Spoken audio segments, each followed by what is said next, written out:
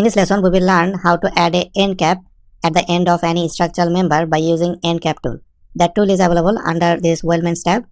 Activate this end cap from here. Now I have to select a face from which face I want to add a end cap. Select this bottom face from this structural member, and it is showing me some preview. There are three different ways I can choose my thickness direction. First one is outward, inward, or internal. Let's go with outward. This is the preview. If I select inward, this will add thickness inside this structural member. Let's go with outward first. Then I have to select how much thickness I want. I will go with 10 mm, which is this result. The next one is offset. You can offset by using two different options. First one is thickness ratio or offset value. Let's select this thickness ratio. You can put 0 to 1. 1 means 100%.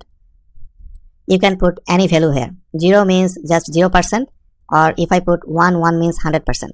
100% of what? 100% of this thickness of this structural member.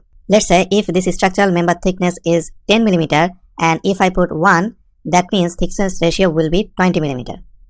For now, just put 0.5 and reverse this and check it from bottom. This whole thickness, it is counting it as a 100%. 0.5 means 50%. And this is that 50% I decided.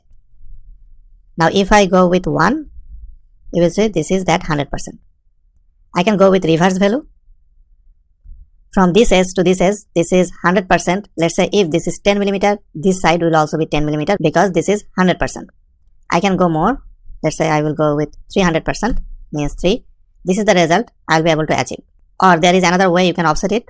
Select this offset value. Now this is 10 mm. Let's say I want to go with 30 mm.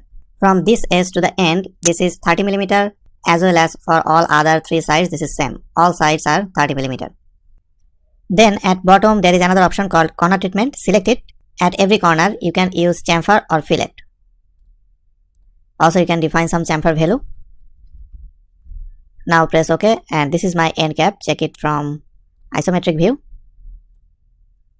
To edit this, select it and select edit feature. Now I will go with thickness ratio, which is 1, and I will make it reverse, which is this result. So change this to 0. Now I will go with the second option called inward. When I am selecting this inward, check it from front. This end cap is taking some space from this structural member, and this is shortening this structural member length, which means if this structural member height is, let's say, 10 inch, this will still keep this 10 inch height, but at the end it will add an end cap and it will take this structural member height and add it to this end cap. So let's press OK, then you will understand better. And here you can see this is the result. Now go to edit again. Now I will use last option called internal. If you want to put end cap inside a structural member, then this is the option. Select it. Now you can see you can put this inside this structural member. I will go with fillet option with 7. Solidworks is going to add this end plate inside this structural member. If you want to create some offset distance, you can also do that. There is one new inset distance is showing, which is 0. Change it to 10 and it will add this 10 mm offset gap. Press OK, and this is the result.